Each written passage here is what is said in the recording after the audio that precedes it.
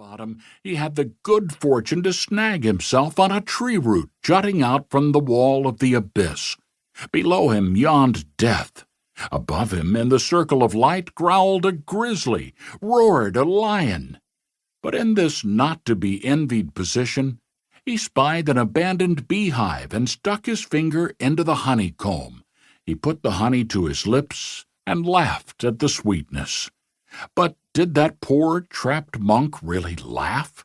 Can you laugh while you're staring infinity in the face? Of course.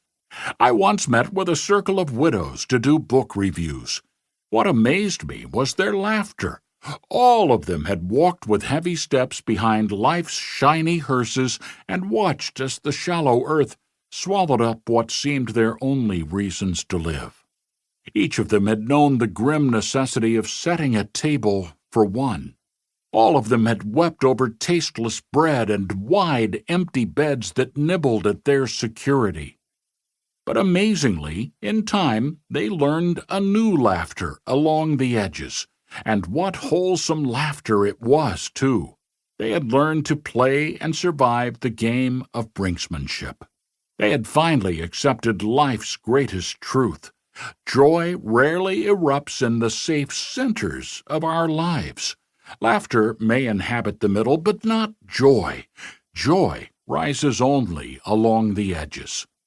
I have just begun my 8th decade on the planet, and I don't have a lot of time left for innovations in living. But oh, the perspective! It is good to be alive and to sense the final edge of things. The nights grow late so fast. I wake up, smile, and take my oatmeal and Vytorin. Then suddenly I realize the sun is up, and I'm still on the planet, still on the stamp. And I give thanks above the altar where yesterday's offering still burns. I walk over to the edge of the stamp and can see that I have had the good fortune to be born on a comfortable planet on the edge of the Milky Way galaxy. I can see it now so clearly from the edges of my life.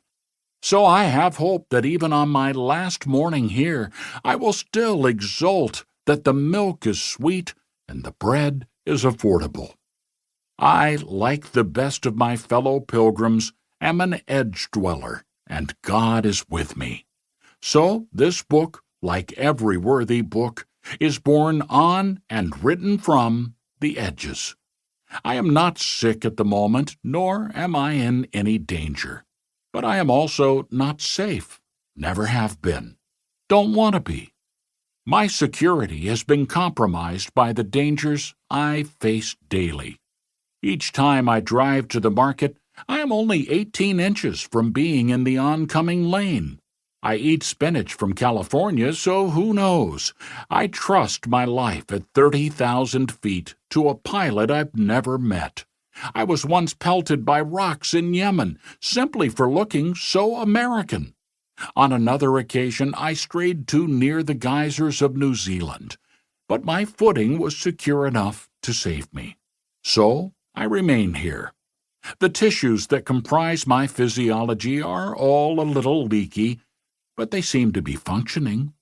I wanted to write this tale while I am still a mere 7 decades from my initial spank on my butt, because I am now at the age when the annual inspection of the same area seems mandatory.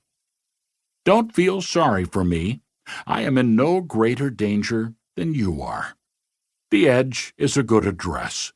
It is a good place to remember our temporariness. It teaches us to spend our time wisely, so our last days can become our best days. Life is good. So is God. And life with God is full of glorious daybreaks. After all, it was God who gave me the courage to walk the edges of a life that was never mine. Brinkmanship, anyone? Calvin Miller, Birmingham, Alabama. Part 1. The Early Years, 1936 through 1955. Chapter 1. Oz is where you find it. When the umbilical cord is clipped and we